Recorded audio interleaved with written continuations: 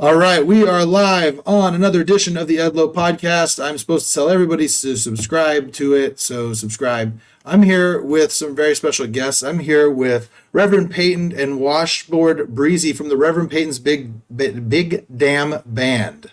And I have to say, this is really cool because I've shared on here before. I was a missionary for the church in 2000, and that is when I met the Reverend and Breezy, and they were just starting to kind of come together at that point, and it's just been cool in the last 22, 23 years to see where it turned out, and now you guys are a big damn band, and it's exciting. So where did the name come from? Well, the name of the band, I guess. Let's see. I guess we could start there. Might as well. Yeah. That's as close to the beginning as probably as it works. As far as like I've been called Rev for a long time. So when I was like first playing music. The first place I played music was in church, and it was a little country church in the middle of nowhere, and the kind of church where farmers wore overalls on Sunday. And it wasn't very many people either, but there was a lot of music. So I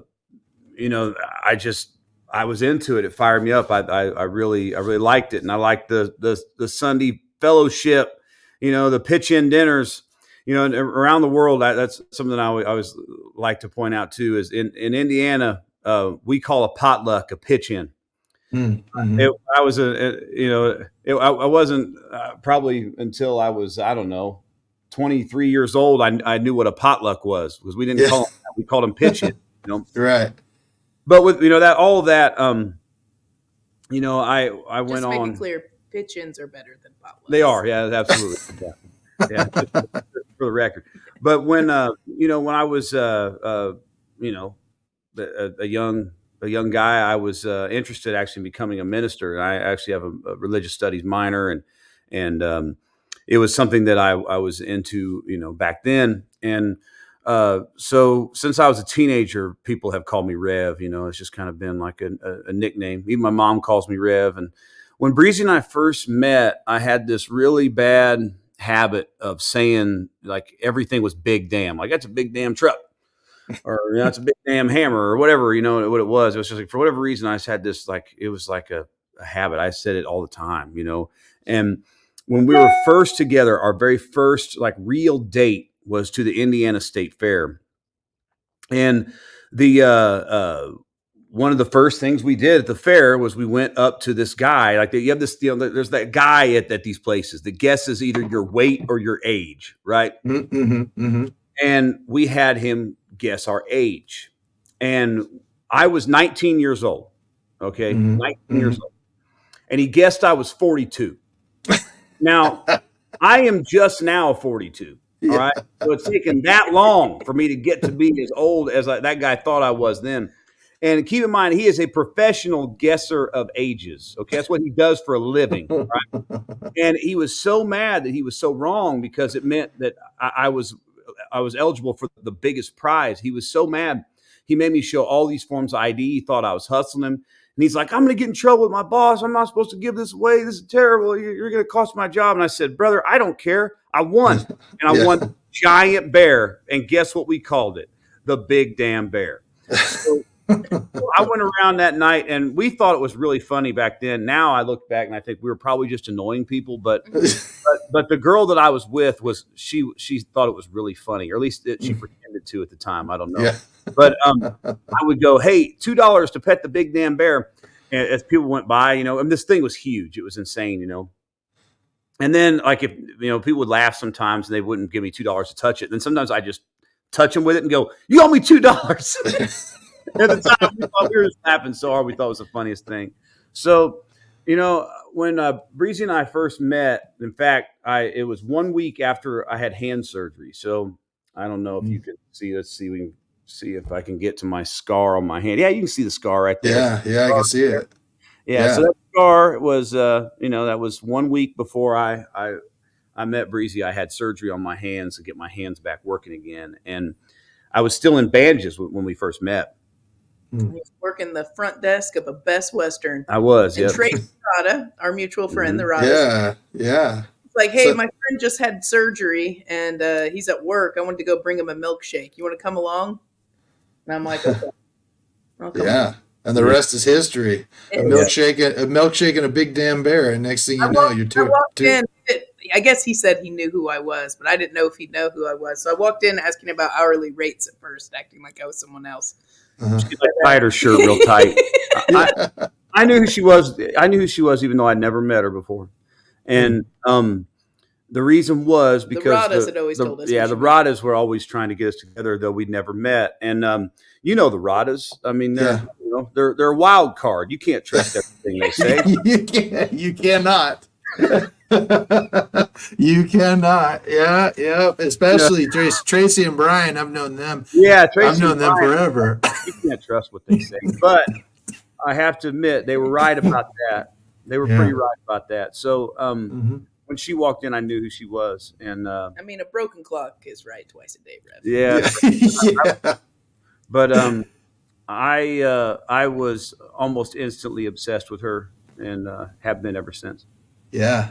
Well, I got to tell you, I'll tell you from my side, I don't know if you remember this, Breezy, but I met you before I was a missionary because I came out to visit Brian like a few months before I even knew I was going out there.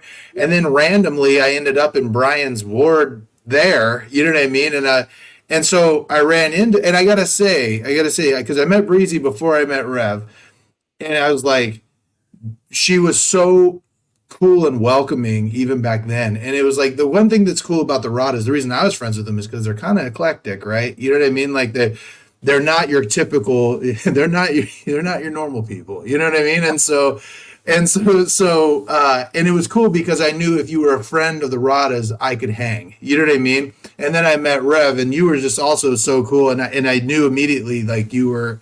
That was one thing that we kind of connected on was that you love guitars and I don't play, but I love music. And it's just really cool because you guys did come together and the rumor from the Radas was how obsessed Rev was with Breezy. That was the rumor back then, huh? Yeah. You were saying, huh? Yeah, that's what everyone was saying. Damn it, it's true. It's true. It's been true a long time.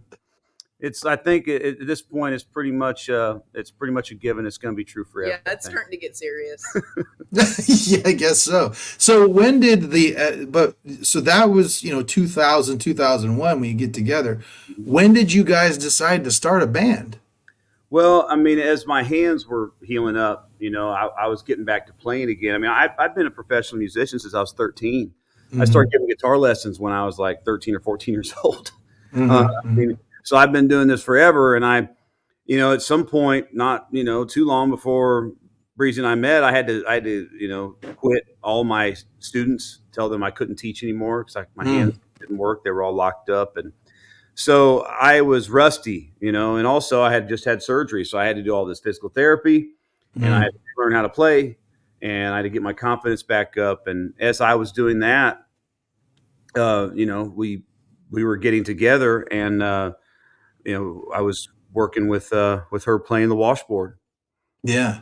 No, that's interesting. So let's talk about that. I don't know of literally any other band that has someone playing a washboard. You're a trio, so you just have your guitar, then you have the washboard and drums, no bass, no rhythm. You know what I mean? It's just the three of you. What was it about the washboard that was so intriguing to you guys, and why did you decide on that? I was really into a lot of like jug band music and stuff. On one of Rev and I's first dates, like I played him some music I liked. Some of it was like Charlie Patton stuff, which I think kind of sucked him in because that's like his favorite blues artist. But I told him, I liked a lot of jug band stuff, so like the washboard and stuff. And I said, man, it'd be fun to get one. And he just went to an antique store the next day and said, hey, let's try it out. And I'd mess with some percussion stuff, and I play drums now too. But so really it was just on a whim, and I thought maybe if I played along with him, it would encourage him to get back to playing more. So that's something I wanted to ask you. So my son, he's just turned 17. He plays guitar. He's the lead singer of his own little teen band now. Mm-hmm. Mostly cover stuff. He's written a couple of songs. And I could tell you that even at that level, he's very passionate. He's into choir. He's doing all this stuff. If he couldn't be involved in music right now, that would be really hard for him. Yeah. So I got to imagine that time frame. How long was it that you didn't get to play? Year and a half. Oh, wow. So, I mean, that had to have been rough for you. Yeah. I mean, imagine your son being told he was never going to play guitar again tomorrow. Wow. Yeah. That was what I had a doctor tell me that. Said, he said, son, find something else to do. Yeah. I don't think I'm going to be playing again. And I went to another doctor, but it took a while because, you go to a doctor and they tell you, hey, this is it. Mm-hmm. But I went to another doctor and said, I think I know what's wrong. And I was talking about this actually earlier today, but let me see if I can show you this. Watch this on my thumb. Can you see that? Wow. Yeah. And my hands are insane. Gumby. Yeah. Insanely flexible. Every one of my fingers bend back more than 90 degrees, each one of them. Yeah. Yeah. I have a condition. I'm on the hyperflexibility spectrum, and I have a condition called Ehlers-Danlos syndrome. And it's a spectrum. So some people with Ehlers-Danlos syndrome are like really debilitated, and then some people it's more mild. And I'm kind of in the mild to middle range, and it's caused me problems through the years. But it also is the reason why. And let me see. I mean, look how wide my hand can get. Yeah, man, that's. I mean, it doesn't look like a human hand. It looks like a frog. Right. Yeah. And so it's kind of a superpower, but it's also kind of a curse too. So my tendons and ligaments, because they're so flexible, it opens them up to injury. And one of the things that happens when you sort of you injure a tendon is it can release this like fluid. When it does that, it can form a cyst on that, and that's usually how ganglion cysts are forming. Because of it, I am just prone to ganglion cysts. So I get them all the time. And when I was young, I didn't know how to deal with them, and they grow and grow and grow until they locked up my hands. And it wouldn't just be painful or big; like they actually like attach themselves to like the sheath that your tendons kind of go in between, and they lock up your hands. So your fingers just don't move like they should, right? Yeah. But over the years, I've learned that I can I start getting them. And I'm like, oh, there's one, and I kind of scrape on it with a coin or, a piece of metal, and I just grind on it and I grind on it, and it hurts and it hurts and it hurts. And, a couple of weeks, sometimes a month or so, I can just about completely get rid of them, or at least grind them down to the point where they no longer cause pain or lock up joints. But it's back then I didn't know that could be done, and they got some got so big in my hands they locked up my joints, so I was unable to play, and it was painful, and I was pretty lost at the time, to be honest with you. I mean, when I was a kid, when I was born folded in half, and the kind of breech where you're ass first instead of feet first. Yeah, and now, they might put a kid in some kind of leg braces, or, they'd at the very least say, hey, go to physical therapy and we're going to teach you how to walk correctly. They did none of that for me. They just sent me home and told my mom that one day I'd be better. And I never really was, not the entire time I was a kid and even into high school. So I waddled when I walked, and then I got to where I could walk straight if I really thought about it. And but when I ran, I could not run and look like a normal kid. I looked like a weirdo. So kids, they made fun of me. They point out this. I didn't know, I was a little kid. I didn't know anything was wrong. You know what I mean? Not necessarily until other kids made sure to let me know.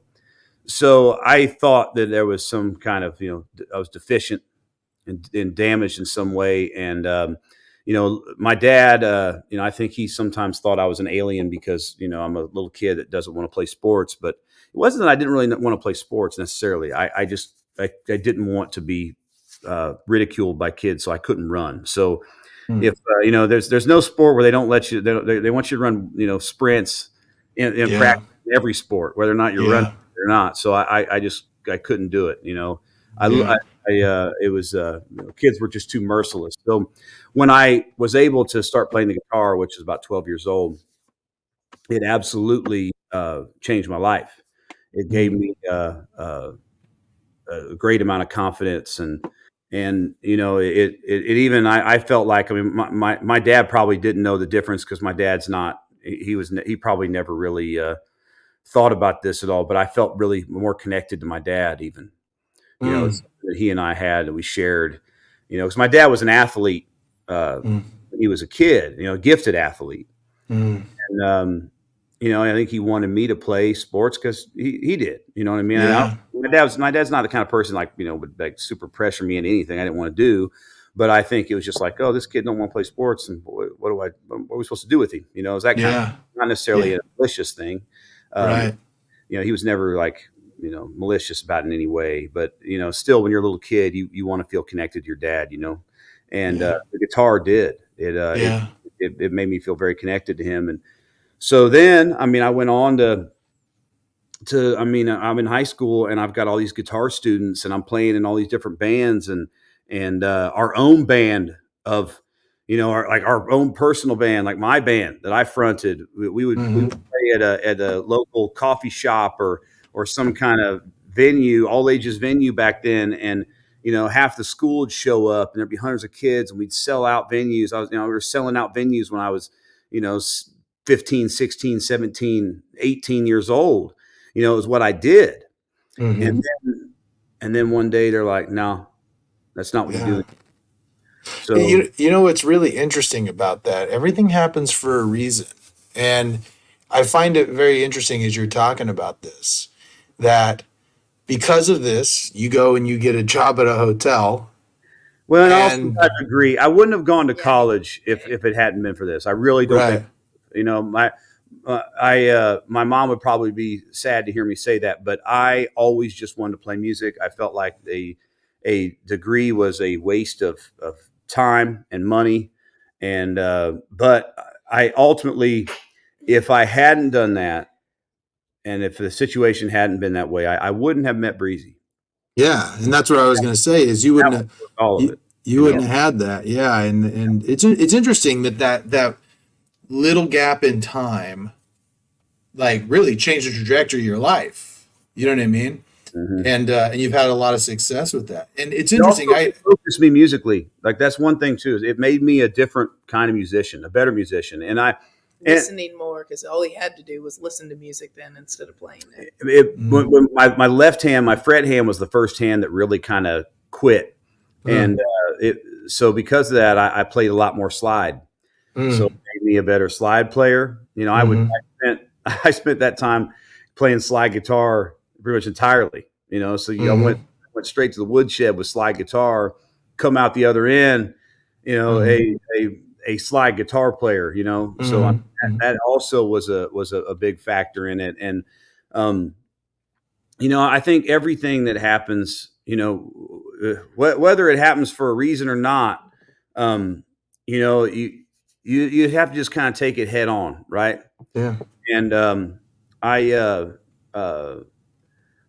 at the time, I thought it was the absolute worst thing that had ever happened to me, and ultimately, if I don't know, I mean, if it's remained that way, if I had never started playing again, maybe it still would be, maybe I'd still Yeah. back on it that like that. But I was able to get my hands back, and I can tell you this much: I don't take it for granted. I mean, there's been several times in my life when something's happened that's kind of like reinforced exactly just how much I love doing this. COVID was one. I mean, Yeah. not being able to do this, having our entire career shut down. Like I say, the thing I've been working on since I was 12 years old. Um, Yeah. that was also very tough. And Yeah. but I come out on the other side of it. Both of us were like, well, this is we just want to be out playing again. I mean, Yeah. money, financial end of it, be damned. It just, we playing music is what I think I was put on this earth to do. Yeah. Yeah. And it's interesting when you talk about it, I was going to ask Breezy, I find with passionate people, like obviously Rev is about the guitar, I got to imagine that if you were locked down with him, it was probably a rough go there when you're not playing. Cause I know like me, like I did wrestling, and I do the WWE stuff, and then I'm an attorney, and I remember with COVID, I'm going, and then all of a sudden it's down to zero. I got real antsy real quick, and how was that time for you guys? It was multiplied much worse in the beginning because I was the first COVID patient in Southern Indiana in the hospital. Oh, so, my goodness! Yeah, I was a lucky you. Yeah. Did you kiss a bat? What happened? I licked it. So I'm a married woman. I'm not going to kiss it. But when we got to the hospital, and it was still during the time where people didn't have masks on. I mean, we had stuff, but like the lady at the front desk of the hospital didn't. And we're at the door, and we're like, we don't want to come in. Like, I'm worried about bringing it to someone because we were pretty sure that's probably what it was. We felt like she was so sick that we were coming to the hospital. We thought I had all the signs that people didn't know at that point, like, lost taste and things like that. And they're like, well, where have you been in the last 14 days or something like that? And we just, oh God, well, so naming all these different states. We just got off the music cruise. We were like, yeah, well, I mean, and they go, no, not where have you been in your life? Where have you been the last 14 days? And we're like, that's where we've been in the last 14 days. And our drummer's in Illinois. And at the time, our guitar tech was in Northern Indiana. And our tour manager was in Missouri and had headed home. Yeah, the guy says to me, what states you been in the last 14 days? And I said, oh, well, let's see. Indiana, Ohio, Kentucky, Tennessee, South Carolina, North Carolina, Georgia, Florida, Louisiana. Texas. And then he stopped me about there, and he goes, no, just the last 14 days ago. I'm telling you the last 14 days, Louisiana, Texas, Oklahoma, Nebraska, Illinois. I got to start naming all this stuff. And he's like, oh, my God. Yeah. And so then when they came at one point, they after they had x-rayed her chest, then everything changed because she had all of the markings, of the scarring on there. But they didn't have COVID tests in Southern Indiana. No, because Indiana only got like 100 at first tests, which is insane. Oh, almost all the time we're in like Indianapolis or Northern Indiana, like big cities. We're in Bloomington, Indiana hospital. Yeah, so, they come in full hazmat gear after they did the X-ray. In a special room. Yeah, it was completely different. They were like, yeah, like I remember before it, they're like, oh, you don't need to wear your mask. And then I remember it was Rev and I in the room, and I'd pull the mask down. It was just him and I, and the nurse come in. And she's like, you need to get that up, and it's like, yeah, put the mask back on. Literally just told me to worry about it. It was crazy. And the doctor said they had to test for everything else to prove that it was COVID back then, Yeah. Later on, because that's right at the beginning where everybody didn't even know what was going to happen to you, and everybody thought it was going to spread to 10% of the world. And I got sick first. I got sick on March 3rd of 2020. It was the first day I really felt like I was officially sick. Like I might have been getting sick. It takes a few days. You kind of feel a little puny, and then March 3rd was the day I was sick. But I wasn't that sick, right? Like I didn't feel so bad. Right. And time, coronavirus had been in the news, and we I had a feeling it was going to be for real. And people think Rev's the type of person like in January of that year, like he ordered all the toilet paper, made us go buy like food. I did. He had a ton of food, and my buddy Jim, we bought enough to like cover everybody else too. So my buddy Jim, he pulled the toilet paper off our porch. We're on tour, and he goes, Rev, what the hell's all this toilet paper about? I said, buddy, if this coronavirus thing ends up being for real, come to me for toilet paper. And he thought I was nuts. And then everybody's coming to me because I had it. Yeah. I'm like, look, man, if the first thing that happens in the Western world when society collapses is toilet paper goes. And everyone thought I was nuts, and I was right. So anyway, by March 3rd, though, I'd been following this, but I didn't really believe that it was so far into our society that everybody had this, right? Well, and also I just didn't feel that sick. You know what I mean? I didn't feel that sick. I felt a little puny, not so bad. You had allergies. Yeah, at first I was allergies. Well, then everybody starts getting sick, like our whole camp. And Breezy was the last one to get sick, but when she got sick, she just did not get better. And she was sick for about 2 months. It was our last show, and we knew like everything was getting canceled, slowly. We were in Austin one day, and they canceled South by Southwest for, later. The day we were in Austin. It was insane. Everyone in Austin was like super like freaking out because they knew that was a big deal. That's a big money maker there. Yeah. All of our musician friends who live in Austin, we got a ton of them. We're all at the show, and we're all kind of sitting around like, oh man, this seems like this might be something serious. I don't know. But the last show we had in Chicago, at the end of the night, I go, Rev, I feel really bad. I go, I feel pretty sick. I'm like, I'm a little bit nervous. I might be coming down with whatever you got. And he's like, well, we'll just get home and hopefully it's not that big deal. Because Chicago, we knew was going to be our last show because like everything was being canceled the next day we just by decided, the government. By that point, like 100% was canceled. So we're like, we're just going to have to cancel. We thought it will be canceled for a month, maybe a couple months. We back at it. Kept thinking, then kick the can down for 3 years. Yeah, so, 2 weeks to bend the curve. I remember that. Yeah. And we kept, and that was one of the hardest parts for us. Is like we're back home. Our biggest tour of the year has been canceled. Mm-hmm. We don't know what the future holds. That last show in Chicago, it was sold out, and it was about a third of the audience that showed up. Wow, we were scared. So then we knew that, like, even we knew that regardless of what was happening, people were going to be coming to shows anyway. So we go home and we took Breezy to the hospital, and the doctor says. He comes out after the hazmat suits and all that stuff. He comes out and he says, hey, I've never sent someone home as sick as your wife is. All my years being a doctor. He said, in normal circumstances, I would never let anyone this sick go home. You need to go home and you need to pay attention and monitor her. And if she gets worse at all, you need to come back.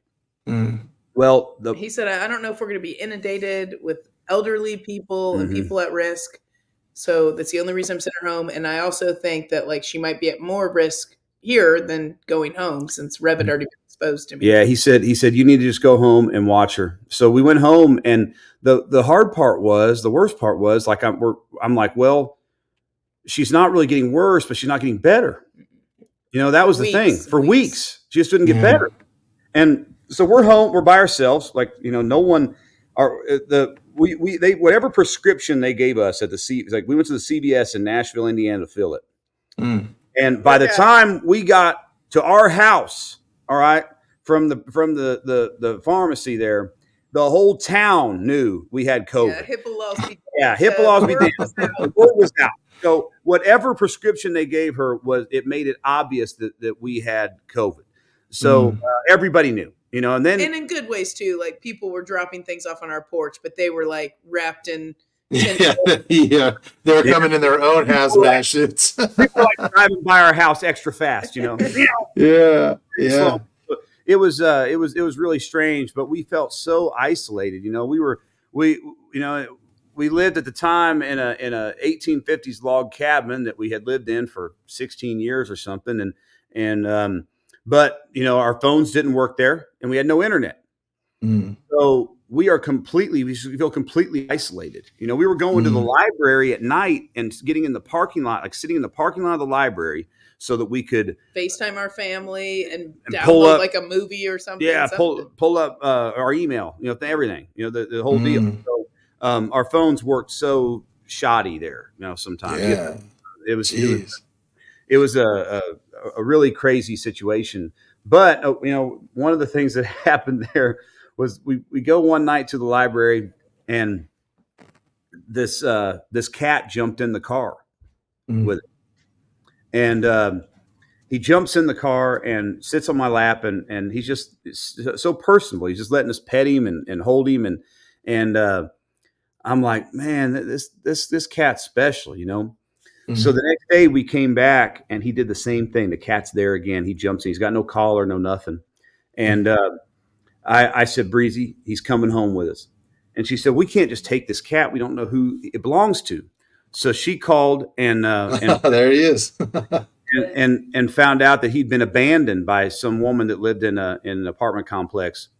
So we called up, some friends that lived at that apartment complex there in downtown Nashville, and they're like, well, we can't catch him. He won't let us get him. And I said, he'll let me get him. So I pulled up in front of there, and I opened the door to the car, and he just ran and jumped in and got on my lap. And I said, see you later. And I took him, and he's been with us ever since. So he was a good thing. We never could have a pet, but we were going to be home for undetermined amount of time. And our best friend said whenever we go back on tour, they would help watch him. So And they have. So Oh, that's awesome. That's and awesome. he just went to pick him up, and like, look how, I mean, he's just the most affable, personable cat. It's just unbelievable how agreeable he is. I mean, Yeah. he'll just let you pick him up, pet him, and he wants to be around us. He doesn't want to go hide in the corner. When everybody's like, anybody comes to the house, he wants to come and greet them. He's not afraid of people. He loves people.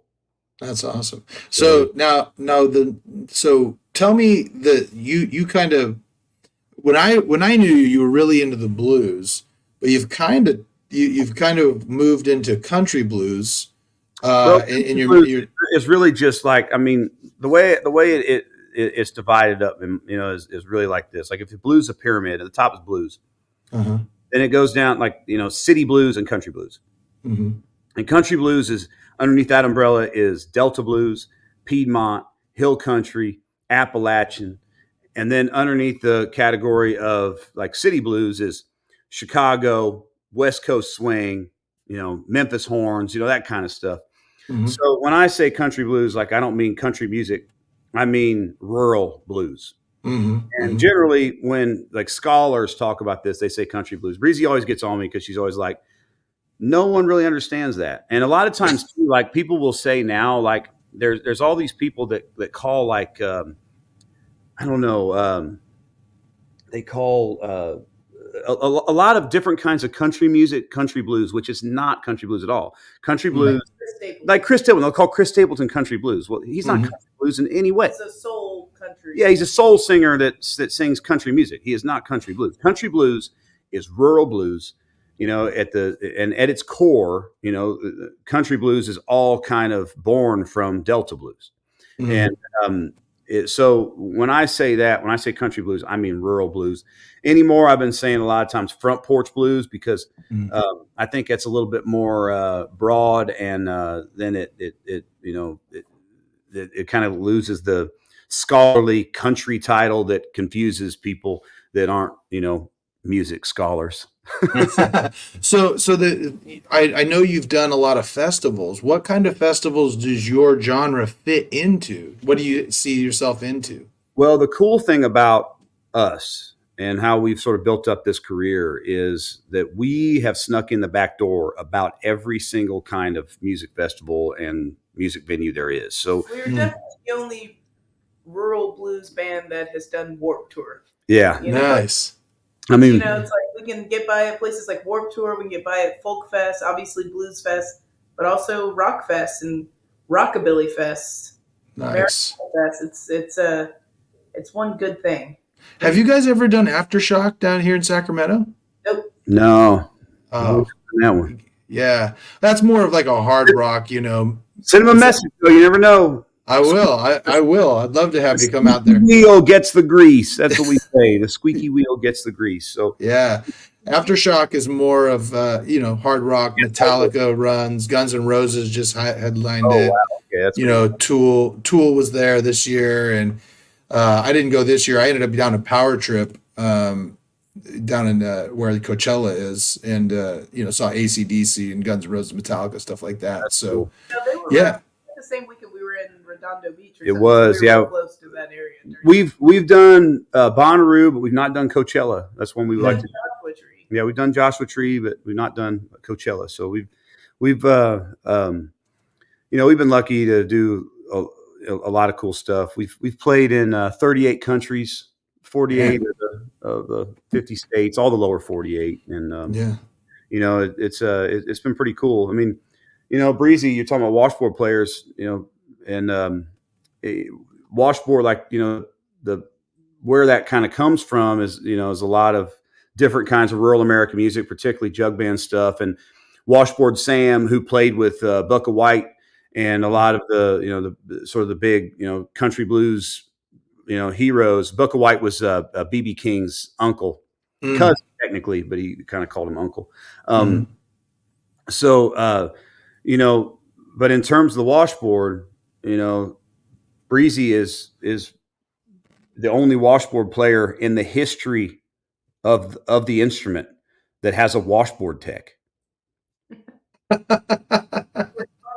and a washboard sponsorship. So There you go. So that's kind of there's very, in the history of the instrument, There you she's the go. first person that has ever had this. Something kind of interesting. Yeah. So now I've noticed that different musicians have different preferences. If you had a preference, do you prefer clubs, arenas, big festivals? Where do you really like, what's your favorite place to play? I would say there's a certain shape of venue that I like. Playing indoors has a certain kind of It's easier to control the sound. yeah, like a certain kind of vibe where it gets like really, like you're kind of, I don't know, like all the vibrations don't just go into infinity and get lost. They're all right there.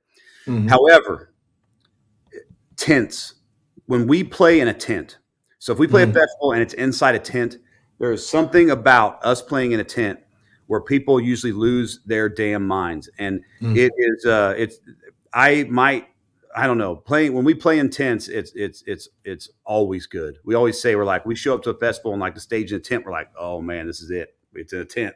Yeah. We got this. So I don't know what that is and what that's about, but I would say. Do you think it may be like a throwback to kind of what you would imagine your type of, like a tent revival, maybe. Yeah. Yeah. Maybe. I think, some of it is just, a tent is also a way that kind of holds the music in. So, when you're an outdoor stage, even a big outdoor stage, the sound system, even up at full bore volume, is just it's tough to get and send that and make it reach back to the very back of the audience. We did a tour with we did a ZZ Top tour a couple of years ago. Like that was one of our first tours back after COVID. And it's like you're playing these giant places. You know what I mean? Where it's so hard to get the sound to travel there. But it's quite a connection. I mean, we definitely made a lot of fans on that tour, but pound for pound, like inside of a club or a tent or something, we're going to make way more. Yeah, and I think there's a certain amount of like when people hear our records, if you hear the music, I hope that people are excited about it. They think, oh, it's a cool song. I like this. But when you see it done and you realize that it is just one guitar and washboard and there's not bass and rhythm and keys and all this stuff, and all of that music is being made live. Because our records are live, they're done live too. We play it live. So it's not like we are a band and we do this live, but on the records, we had bass and we had rhythm guitar and we had keys. No, we play it all live. So all that guitar, all those bass sounds and the lead sounds, I do with my hands, finger style at the same time. So that's something unique about the type of guitar Rev plays, because he plays a syncopated rhythm where he plays the bass at the same time as the guitar. So a lot of people, when they hear the record, they think there's a bass player, but it's in fact him playing at the same time. Yeah, they think it's two people. When you see it live, the bass player has got good reviews. And yeah, one time we got a review of the bass player on an album. We're like, there is no bass player. Yeah, it's like, come on, man. People just don't pay attention. But when you, so I think having that kind of, I don't want to say confined, but just held in, and then you're looking at it, and you can see it, and you can really kind of experience it more than just you're there and it's happening far away, so far away that it's almost in another, area code. I think that helps, and I think it definitely helps, with just the way we do things and what we are and who we are as a band. So, the way we've kind of built this up too is we've never had a big radio hit or a song in a movie, or, we don't have a rich daddy or some wealthy benefactor throwing money at it or anything like that. So it's all been honest, organic, grassroots, one fan at a time. And so because of that, when we go to play a place like Bonnaroo or Telluride, it's a healthy mix of people that maybe have never seen us before, and then, fans. So it's, I sort of love having a little bit more of a room to kind of hold things in. Though, I mean, the main stage at Telluride has been one of our best festivals and shows we ever did. And that is one of the biggest, that's 8,000 people open air all the way back. So it's a great one too. But it's kind of interesting, man, because each thing's a little bit different, and we do a way more diverse like style of venue than most bands. Like if you're a punk band, you go play little punk clubs and that's it.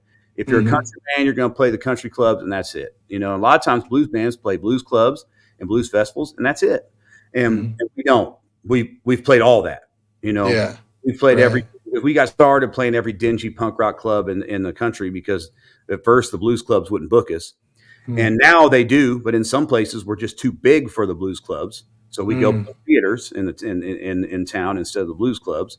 And then, you know, we've played every festival, you know, just about that there is, or at least every kind of festival there is. We're not playing every kind of festival, from like, you know, your like jam band festivals to blues festivals to roots festivals to rock festivals to everything in between. Well, you know, the thing I love about what you're talking about is there is something. I mean, I've always been a concert guy. I love concerts. I love live music. There's nothing that turns me off to a band more than like their studio album sounding one way, and then you go and see them and they're absolute garbage live. You know, I can't stand that. But there have been so many times where I've gone to, you know, I go and see a big band and they got an opener that I've never heard of, or maybe I've heard of them but didn't really listen to them. And then because of their live show, I was like, okay, I'm a fan now, you know? And so there's something to be said about the energy and the ability of someone to just rock a room, and especially when you have a trio and you're making all those sounds with just the three of you. I think that's really impressive. Well, thanks. You know, I think we definitely are one of those bands where people are like, I think our live show is even better than our records, especially our early records. I mean, our early records were like field recordings, man. They weren't really records. They weren't. I mean, you know, it's like you go back to our early records, and it'd be like if someone judged Muddy Waters' whole career on the you know, the Alan Lomax recordings recorded on front porch. You know, we were young and green, and we still hadn't figured out how to capture what we did live in the studio. And you know, I was kind of you know, I'm almost like a tooth. Like I felt like we're a live band, so who cares about the records? It's kind of the way I was, you know, at some point when I was young. And it was you know, it's taken a minute to kind of figure that out. You know, I think our last, you know, several records are definitely, you know, up to snuff and on par, especially our most recent one. Probably that and Pour Until Payday. Our last two full length records, I think, are finally living up to, you know, our potential of who we really are as a band and what we really are all about. And if you know, like going forward, you know, I hope that our records just even get better and better. But you know, we've always been good live, always. Yeah. You know, whether or not people are into our records or not. How long was it before you felt like have you ever felt like you're good? Do you know what I mean? Like the reason I ask is because I'm an attorney, right? I've been an attorney for 11 years. It took me like 4 or 5 years for me to be like, okay, I'm good at this. Like I know what I'm doing. You know what I mean? I mean, I had good successes up to that, but at the same time, it took that long for me to say, okay, I'm an expert at this. I'm good at this. I am a good attorney. Where was that for you? When I was 13. You're like, I immediately thought, yeah. But the thing is, though, is you need that. You need that. You know what, man? I mean, there's kind of a, you know, like a little, you know, extra little add on to that is that at the same time, I have always believed that, you know, I was good. I work on it constantly. And I just refuse to be like, well, I'm good enough. This is going to work. I am constantly learning. Every single day, I endeavor to learn something on the guitar every single day. And, you know, I'm working on, you know, some next level stuff right now that is, you know, completely outside of my wheelhouse, where I have to kind of start over from scratch because I am just not content to ever be like, okay, this is what it is. And there are certain things, though, that I had a very good understanding of from the time I was young. One is rhythm. You know, rhythm, I think, is a lot of times innate. I think maybe it's like anything else. You practice, you get better, but there's a certain amount of innate ability that comes from rhythm. And there is also a certain amount of, there can be very great musicians that are not very creative, right? And they can read music off a page. They can regurgitate lines and phrases and notes, and they can regurgitate all the scales, and they can do all that, and they can, and they're great. They move their hands real fast, but that doesn't necessarily mean that they have a creativity and something to say or a way to speak with the instrument. And I felt like I did. And, um, you know, I think also though, there was a period of time when we first started playing out live. I knew that we were good, but I wanted to be great. I thought, well, we're not great yet. We're good. We're good, but we're not great. And I think that now we are. We've been doing this, every day of our lives for a long time. And, what do they say? It's like 10,000 hours to. Yeah. And we've done we've done 10,000 hours on stage, not just practicing. We've done 10,000 hours on stage, so we now at this point, I would say, we're there. And, I know there's a certain amount of like, I don't know what kind of, what has to be wrong with you to be able to get up in front of, 8,000 people somewhere and be like, everybody stop what you're doing and watch me play this guitar. That's a crazy thing. Like there's something wrong with a person that thinks like that. I know that there's something wrong, but, I think that the reason that I can do that is just because I have spent so many hours doing it, and I'm just so confident that what we're doing is worthwhile and good. And, it's not about, I don't know, like, look at me because I look so cool. It's not about look at me because I want to be famous. It's really just about, hey, listen to this. It's always about music. Everything that we do, every dumb thing that we have to do with social media, every anything. It's really all just been about music, and I we try to put on a show that, is visual as well as auditory, but ultimately it's really just about the music because I believe in the music, Yeah. Well, and that's what another thing I like about you guys is that it's so authentic what you guys are doing. You know what I mean? Like it's not mainstream per se. I don't know if anyone listens to radio anymore, but like, it wouldn't be something you'd hear necessarily on your mainstream radio station, but you do it anyway because you love it. I can tell when I'm talking to you, Rev, like you have a passion for what you're doing. You're obsessed. And I've been trying to tell my son, and my son is getting that way. I mean, really, more so with the singing than the guitar. Like I said, he's doing choir. He won't eat certain things because it messes with his voice. I mean, like he's really hardcore with it. And you have to have to be successful like you are. You have to be obsessed. It has to be an everyday. Like it's not a job for you. It's just an obsession. It is, and it still is. And I hope that I'm always obsessed like this because you have to be. And I heard Rick Rubin say something just this week that actually really articulated the way I feel about it.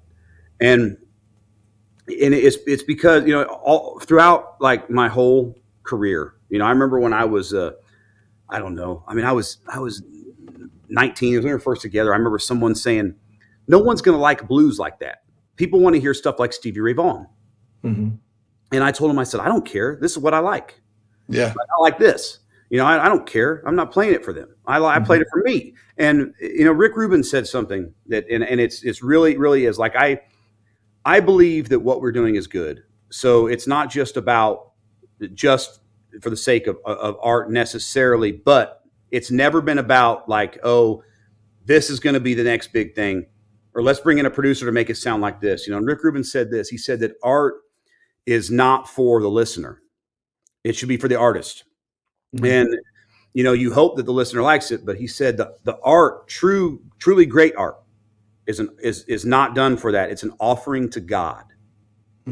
And I know that maybe sounds absolutely insane to people listening, but I swear to you, it's the way I've always thought about it. And I thought that right there that's it. Rick Rubin put exactly into words what I've always thought. Now as an artist, I don't care what anyone says, you're lying if you don't hope people like it, right? But you hope they like what you have created. You didn't create it for them. You created something that was very personal and real, and you hope that other people are as fired up about it as you, because you've done something, or at least when I do as an artist, I do something and I think it's cool. I'm like, whoa, this is cool. That's right now. This is great. I love this.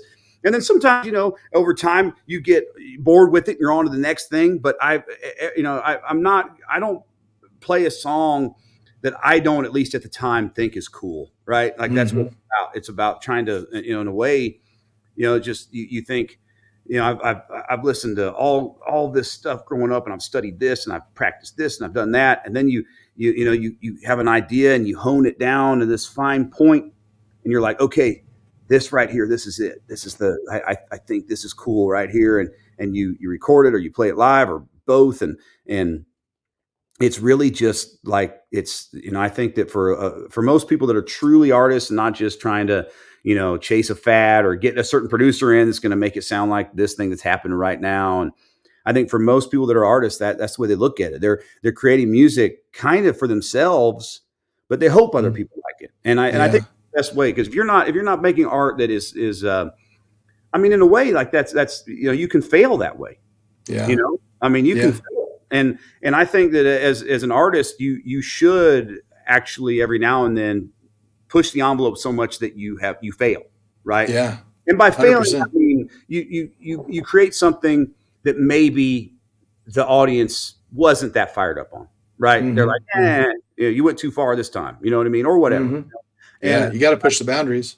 I think so, or else you're not really chasing that down. You're not really doing the thing that you're supposed to do, because, And not all musicians are that way, though. You know what I mean? Like, especially in the time of AI, it's like there's the bands out there that are like, oh, let's do an equation to figure out what people want to hear a song about and how they want to hear it and what chord progression needs to be so that it can be a radio hit.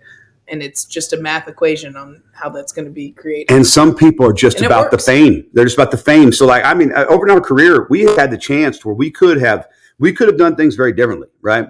Like there's been times we've had management and labels, and they said, hey, we're going to get you in with this producer, and we're going to make you sound like this thing that's happening right now. Or trying to get us to do reality TV. Yeah. But when it comes to the sound, like there was a couple of times when they were right. Like if we'd gone with a producer and sounded like the thing that was happening, who knows? Maybe we would be way bigger than we are, way more successful, more monetarily successful.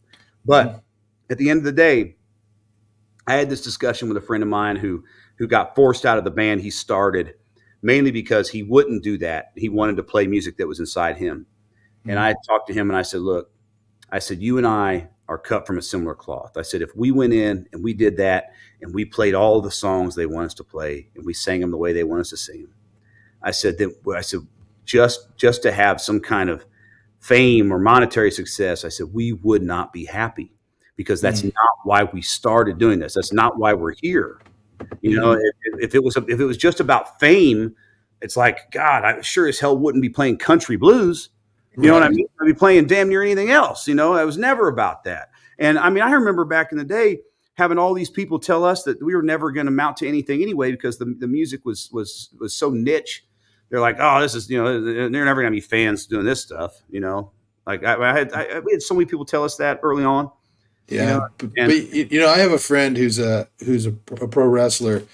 It was actually really funny watching him, because he liked pro wrestling a certain way. He liked it looking real. He wanted it to look like an MMA fight, and that's what he did. And he ended up going to Germany doing the stuff. And the WWE would go and talk to him and be like, we want to sign you. And he just goes, no, because I don't like the way you present wrestling.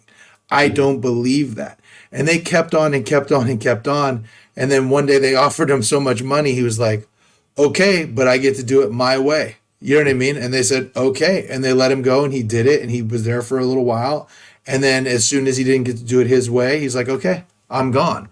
You know what I mean? And I remember him saying, and I've used this same quote before, I remember him saying, I'd rather be forgotten than remembered for giving in. You know what I mean? Yeah. And it's like, that's what you guys are doing. And I think that that's really impressive. I have to ask Breezy a question. So when you have Rev is so passionate about this, and that passion can like get you up, but also because you're touring together all the time, you're together when you're working together and married, you're together all the time. Does it ever drive you insane? No, people always ask that question. Yeah. I don't think you're married to the right person if that is the case. Yeah. And that will break up some people's marriages by saying that. But no, I mean, I wouldn't marry someone that I didn't want to spend My brand of insanity does drive people insane. I know that. Just not her. I don't know why. He will occasionally wear me out, but not in that way. Yeah. Yeah, I know that we've had people come out with us on the road. I know that there are probably people out there like, this dude's too intense for me. Like, he's nuts. I had one time we had this guy who oh man, it was like it was someone we were working with at some stage, or I forget if it was a fan or what, but I overheard them saying, "Yeah, man, I met that guy. He's just as intense off stage as on stage. Like, that's really who he is up there on stage." And and it made me laugh because I'm like, well, yeah, it's not some act I do. It's just really who the hell I am. So Yeah. but I am. But the thing is, I love it. It's for real. But I love it too. Like I remember one time a guy telling me, a friend of mine, he was asking me about wrestling, right? Like, and he kept asking me about stuff to the point where I was like, you're asking a lot of questions. And I just said, are you a wrestling fan? And he goes, no, I don't like wrestling, but I like listening to you talk about wrestling. You know what I mean? It's like when you get somebody who's super passionate, like I love this, right? Because you're so intense because you're so passionate.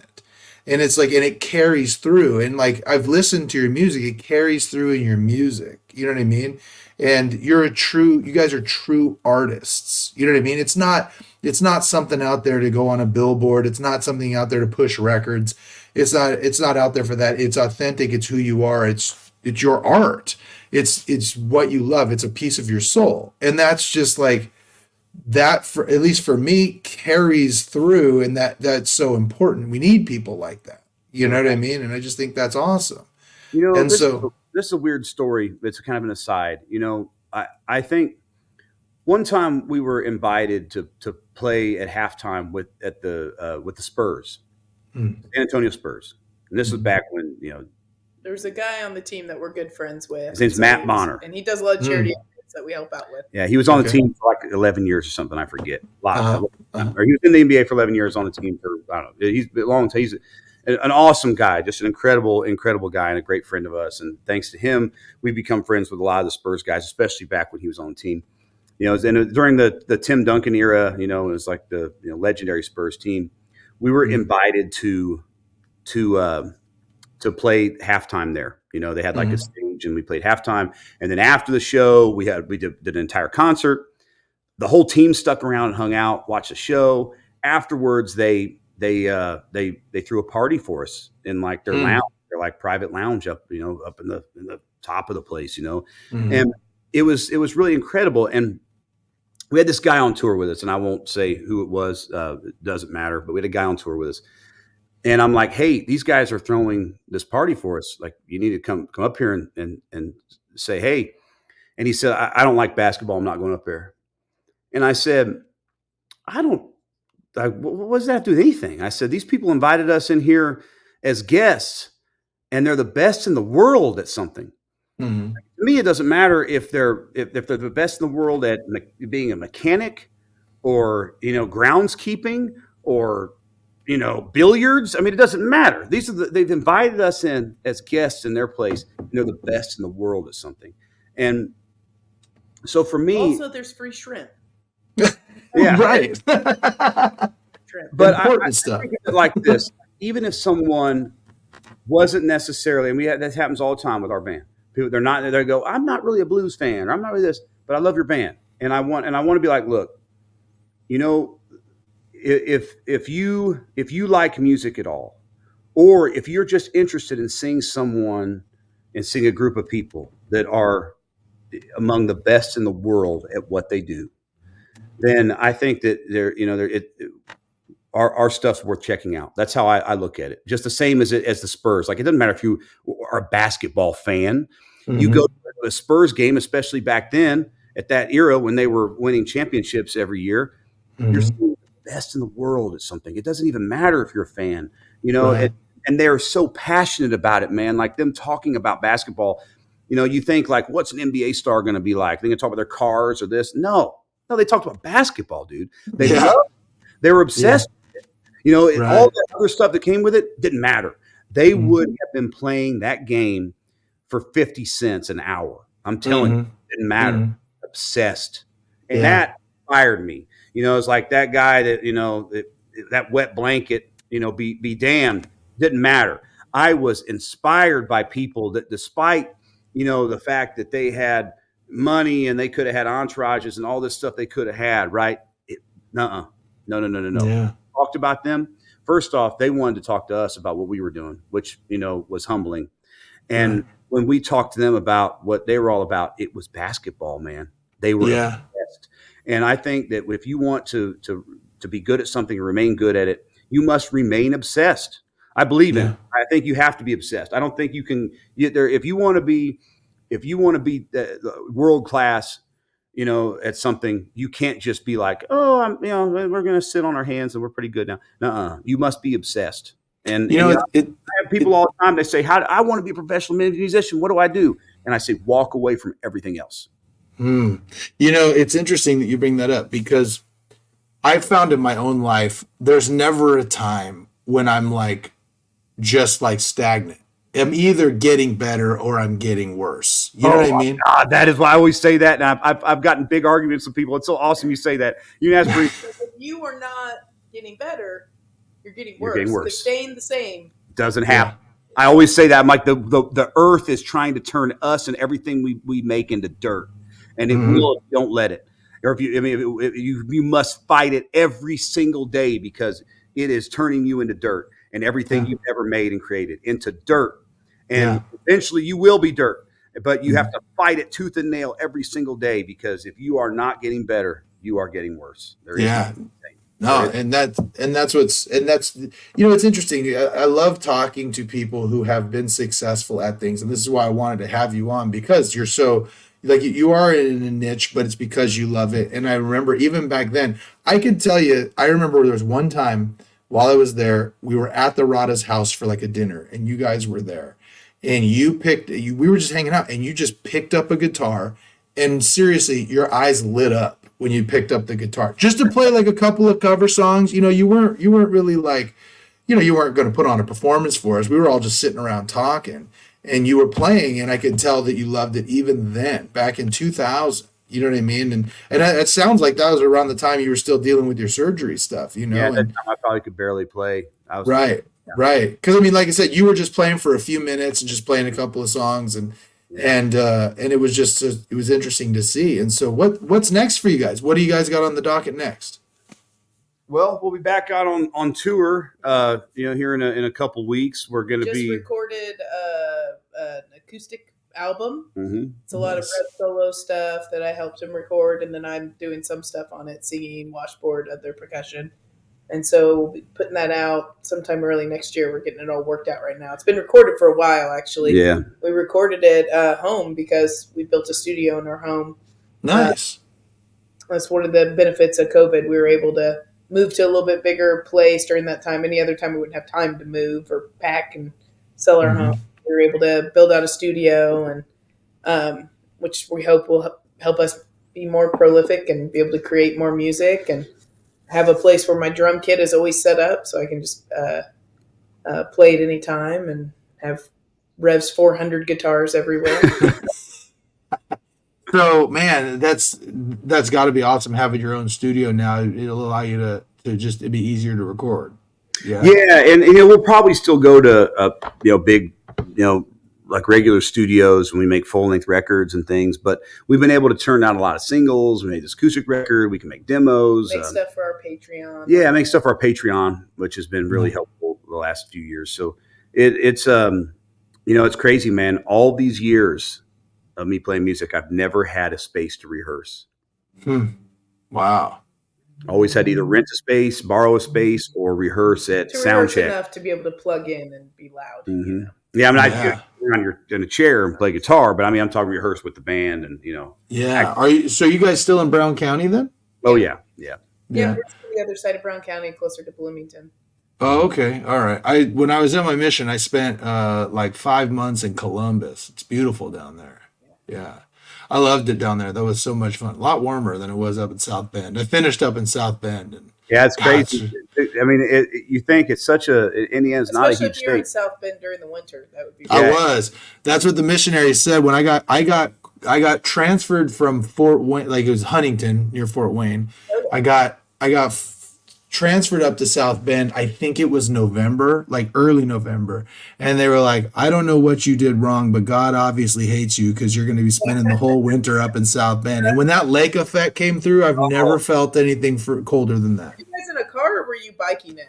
I was in a car, but there was a good 48 hours where there was an ice storm, and in our apartment, our place, we were in a place that actually was in a parking lot with a liquor store. So we'd have like homeless guys come in and try and knock on our doors all the time. And during that ice storm, every other missionary in our area lost power. So they all came and stayed with us for 48 hours. And you know how it is, like we couldn't, we no TV, no radio, no anything. It was like I was about to resort to cannibalism because of those guys. It was just like, it was so terrible. So, Northern Indiana ice storm, that liquor store was probably still open, right? It was.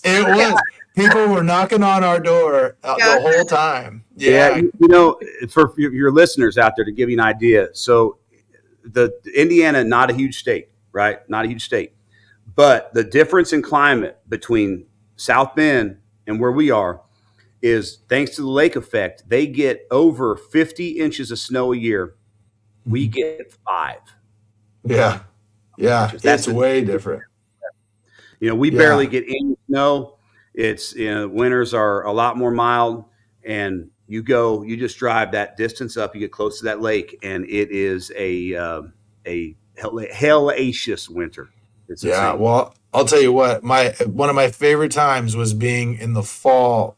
I was right at the beginning of the fall around Brown County and changing all the leaves. It's one of the most beautiful places I've ever seen. So it's really cool to live out there, I'm sure, It's a nice place to come home to for sure. Yeah.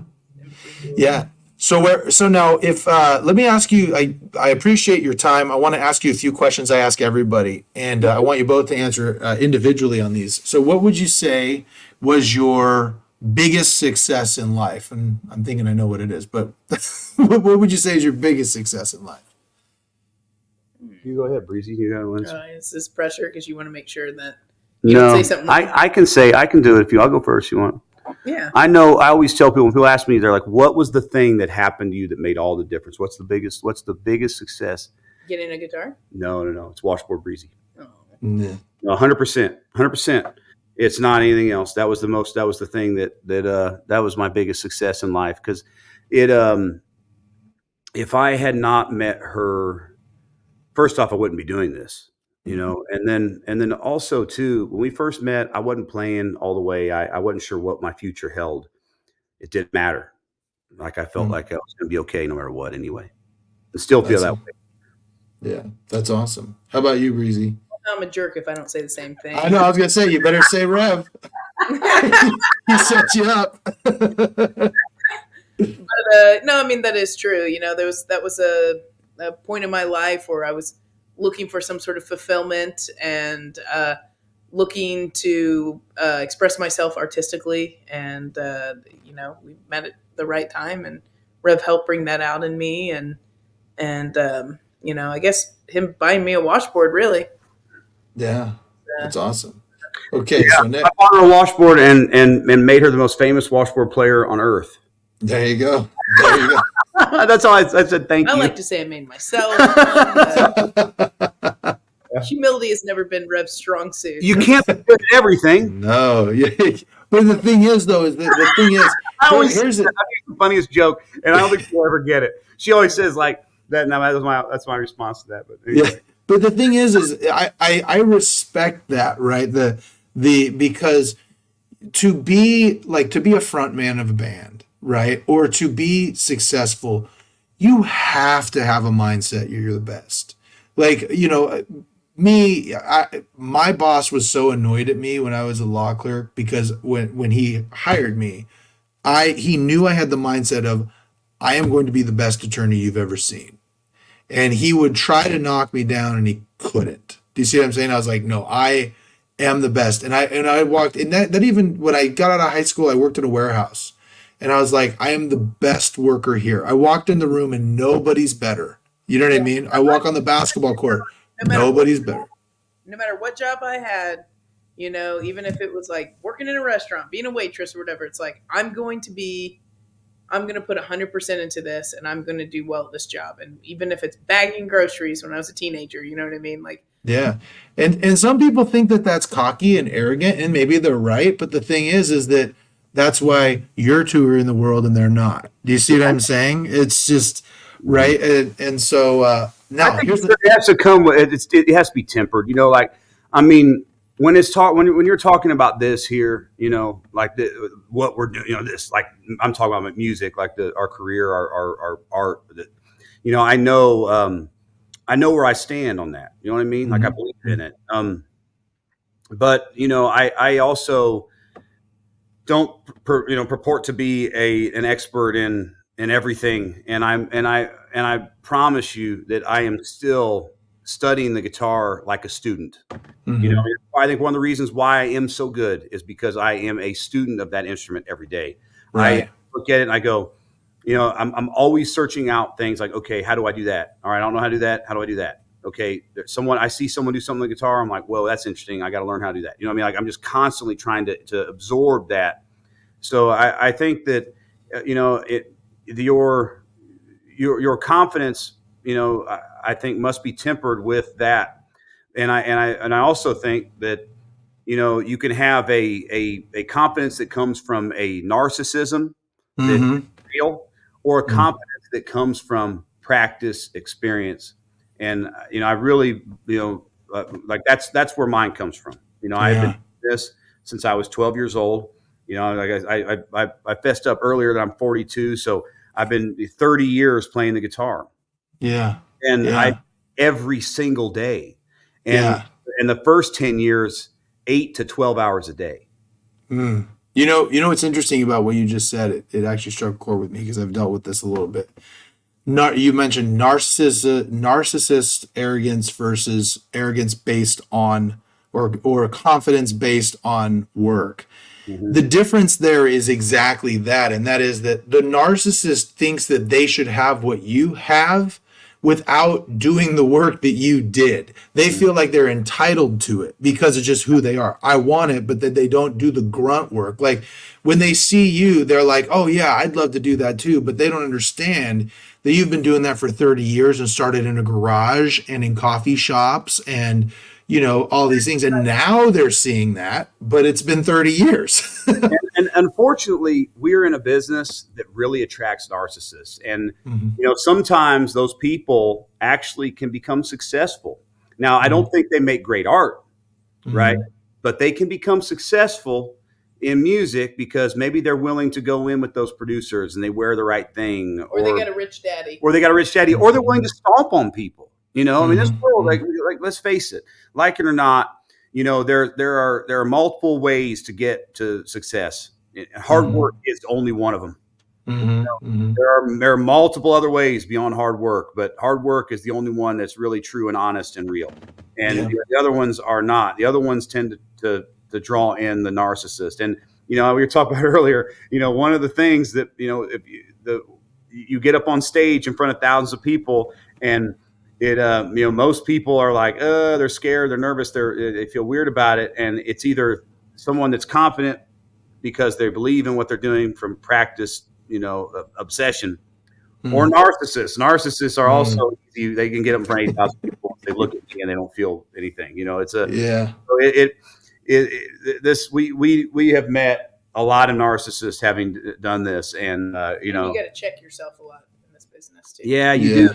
You have to be open, and part of that is going to concerts and seeing other people and seeing that man, this person does this better than me, and I want to, it'll inspire me to work harder at this. Well, and also too, the older I get, the more I'm realizing, it's subjective. It's music. It's art. Some people love art that I don't love, and that's okay. They get inspired by it. So I know that not everybody is going to be fired up on the art that I create. I'm looking for those people that will be, right. And the older I get, the more I'm okay with that. Yeah. So next question, what would you say is your biggest failure in life, and what did you learn from it? It's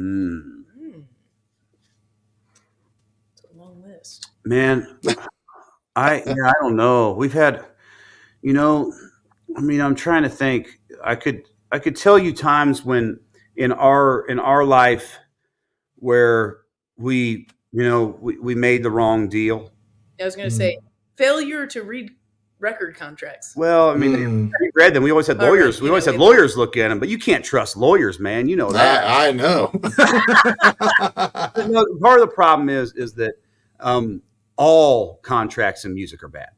They all are. There's no such thing as a good one. But I'll tell you a story, and I've never told this to anybody ever.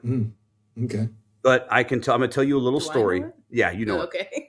This is we've made this kind of error many times in our career where we made the right decision, but it was the wrong decision.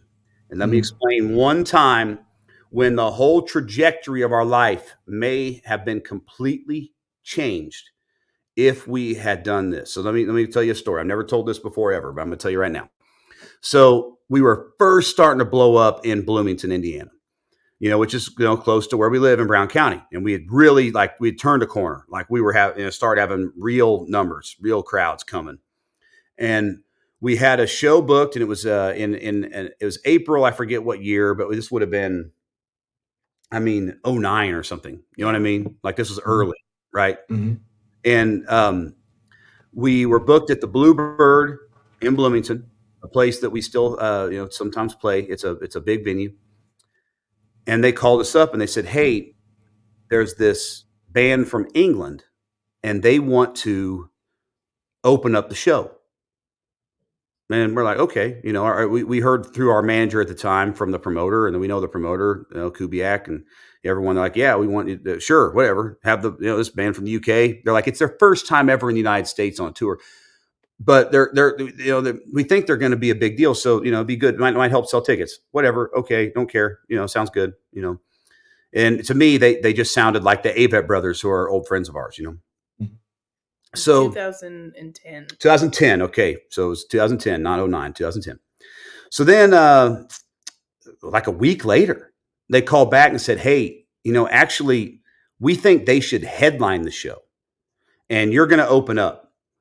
And I'm like, what? We started talking. We're talking with our manager, and this is our hometown show. This is gonna be the biggest show of the year for us, a big moneymaker. We're gonna sell out this room, and we're gonna have this band from the UK that's never played in the United States before.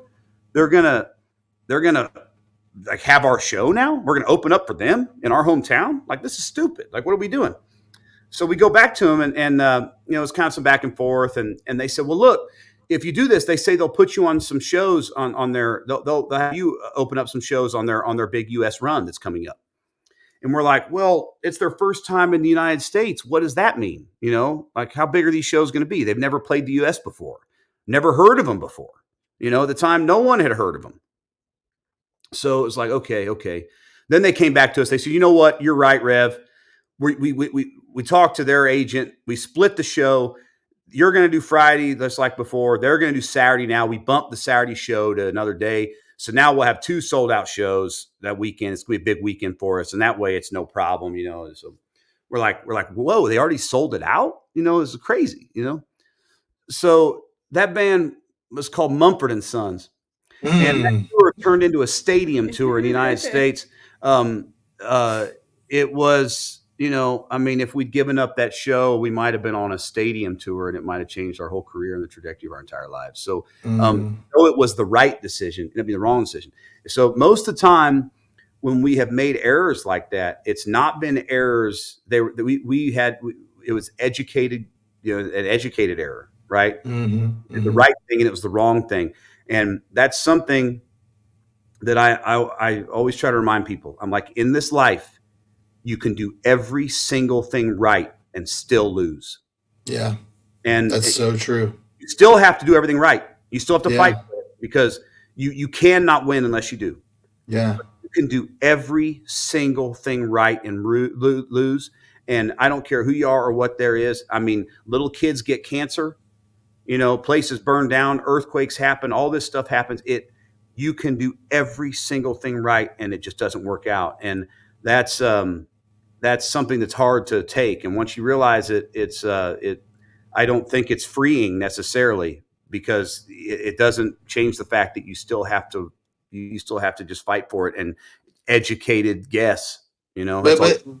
but here's the thing though about that what you just said, and I think this is really important because I try to teach this to my kids, and that is that yeah, okay, you may do everything right and still fail, but at least you can look inward and say, I did everything right. It wasn't because of me. Because I think a lot of people, the regret of not doing what you need to do and failing, then you go, well, could it have happened? It Mhm. just wasn't in the cards, but at No, least you that's gave it true. everything. That's true. And I actually I said the same thing to a friend of mine today. I said, Mm. you don't want to go through this and not say, hey, we did everything we could do. Yeah, yeah, And that's absolutely. it. And I said it may not work out, but at least you'll Yeah, did everything we could.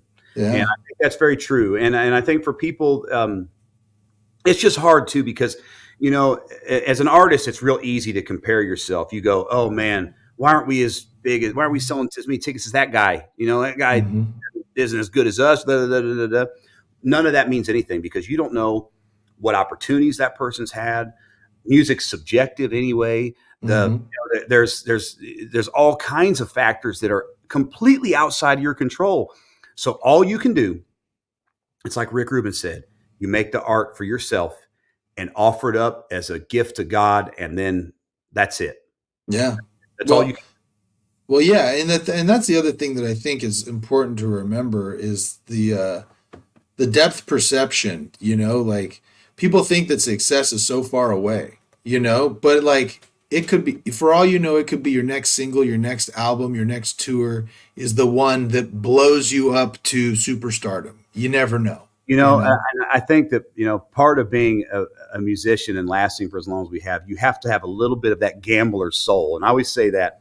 I love to fish. That's Mm. outside of music, fishing's my biggest hobby. But fishing is kind of like gambling because every time you cast, the next one could be the big one, right? Yeah.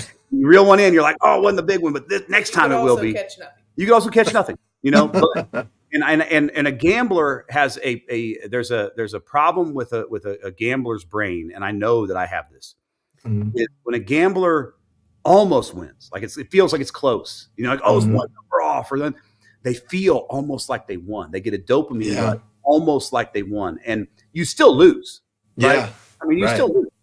So, for me, I know that I have that, right? It's like, oh, Luckily, he no. doesn't gamble. Yeah, look, I Yeah. couldn't because it would be terrible. I'm too addictive, I would, Yeah. it'd be horrible. But I know that I have that where it's like almost there, and I can get almost as fired up from the almost. And part of that is because I think too, is because I love it. And I get to do it with Breezy. And so even when it's bad, it's still good, like pizza. Yeah. Yeah. Yeah. There's no such thing as bad pizza. That's for sure. Breezy, what do you think is failure? Like, what would be you say your biggest failure? Tell the Mumford story in a lot of ways. I mean, honestly, just there. I guess it's not necessarily failure, but I have regrets in not learning more about the music business early in our career, and that was a big Mm. failure on my part. We were worrying too much about just surviving and being able to eat and put enough gas in the vehicle that I wish I would have spent more time, and I wish in college I would have as well studied more about music business side of Mm. it. So, and I'm still learning every day, but definitely like some mistakes were made early on that will affect us for the rest of our life. Mm. That's actually a question I did want to ask you because I said I have a son who's really into music and would like to make a career of it.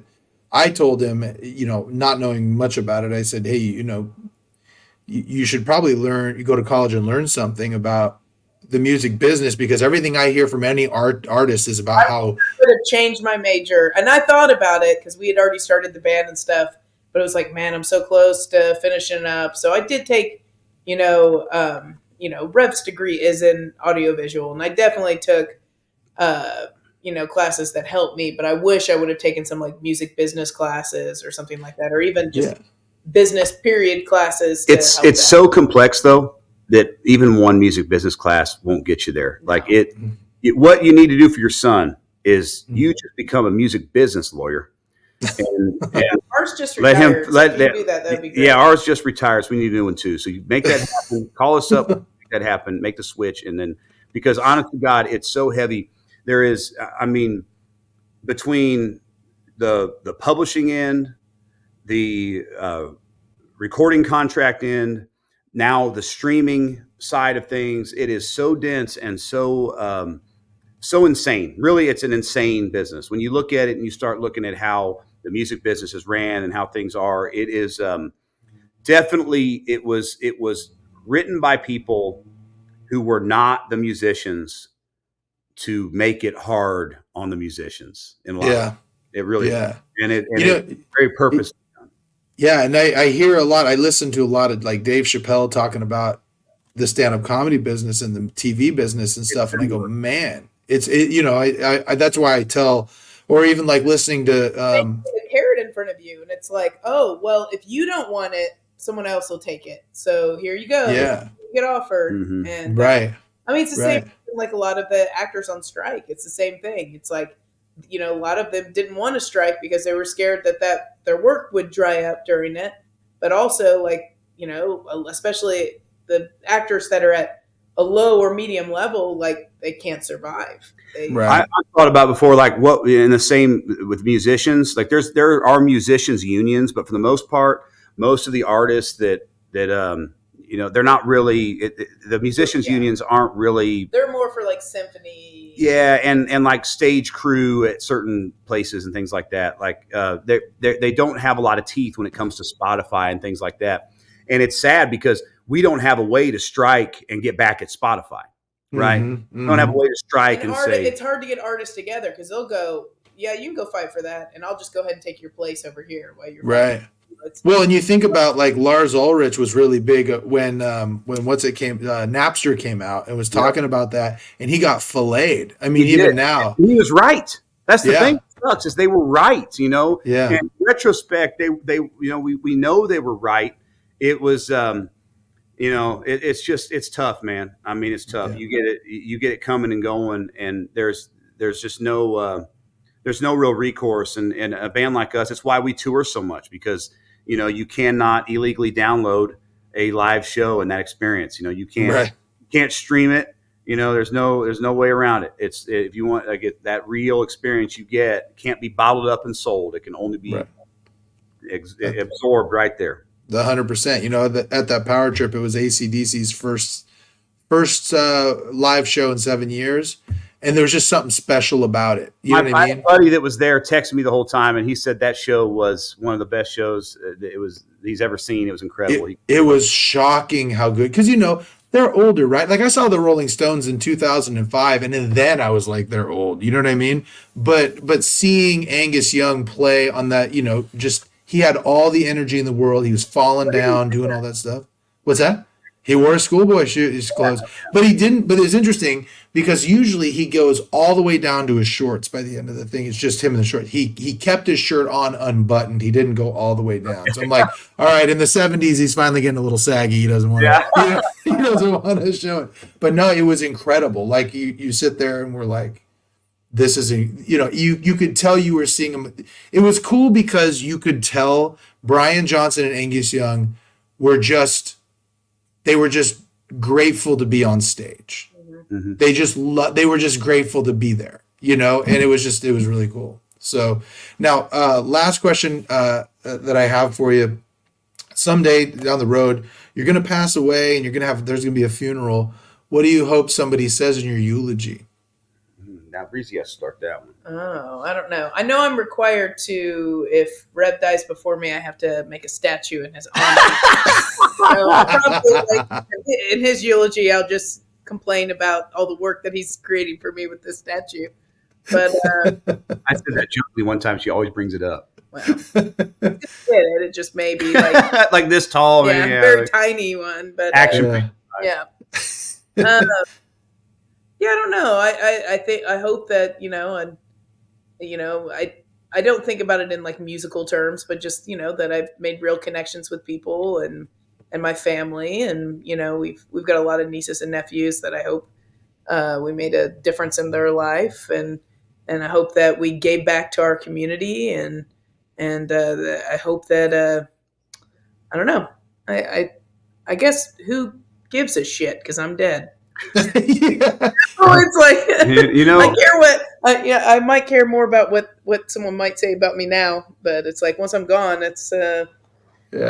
all the Well, it's okay, Rev. I did an estate plan about 10 years ago, and I got to write my own funeral. And I actually have it for my kids that if it's legal, I get a Viking funeral. And if that doesn't work, then they got to do the lantern thing from Karate Kid 2. Awesome. so they're so mad at me. And I'm like, hey, you want this money? You got to do that. Awesome. I love it. Yeah. Maybe I should do the Graham Parsons thing. You have to set me on fire in Joshua Tree or something. But Yeah, exactly. No, I would say, when I'm gone, the only thing I think that I hope is that nobody's happy about it. That's a good way to put it. Yeah. Yeah. I don't, the thing is that even if somebody is, I mean, as long as I think about that, right? Because you're always going to have haters. You know what I mean? You can't, I've had a hard time lately, not lately, but in my life, everybody wants to be liked. You know what I mean? You're just not going to please everybody. I have a daughter who's kind of a people pleaser, and I go that you're always going to have, especially if you have a goal, and there's so many people out there who hate the fact that you're achieving and they're not, but as long as you can look yourself in the face and say, I did everything to the best of my ability to be a good person, who cares what they think? You know what I mean? And especially if you have people who are going to love you, and you're going to say good things about you. I bet both of you guys, when you pass away, there's going to be a line out the door of people who want to tell funny stories about you and shows they saw and things like that. And so I'll put it this way, guys, like for real, we have not talked in 23 years, and I've always remembered you guys. You know what I mean? Like you guys I've remembered you both ever since, and found you on Facebook, not through the Reverend Peyton's Big Damn Band, but for finding Breezy. You know what I mean? And just friending her on Facebook. And so, you guys are memorable people, and you do change lives. So just remember that. Yeah, but Thank you. Jeffrey Dahmer is also That's true. That's a good point. No, thank you for saying that. Thank you for saying that. I appreciate that very much. Thank you. Yeah, no problem. So next time you're in Sacramento, I'm going to come check you guys out, and of course, and I'll bring everybody I can, and we'll make sure that they buy your stuff, buy your merch, and all that stuff. So, all right. Well, it's been a pleasure, guys. If you've listened, like I said, subscribe. Oh, where can they find your stuff? Where's the best place to find you? BigDamnBand.com, Instagram.com/BigDamnBand, Twitter @BigDamnBand. Big Damn Band everything except for our YouTube if someone stole it. Yeah, it's Big Damn Band official. There. Facebook.com/BigDamnBand. We're on all of the social media places where you find stuff like that, including Spotify and iTunes and Tidal, you name it. We're everywhere. Awesome. All right. So check out Reverend Peyton's Big Damn Band, and we'll catch up with you guys soon. All right. Thank you so much now.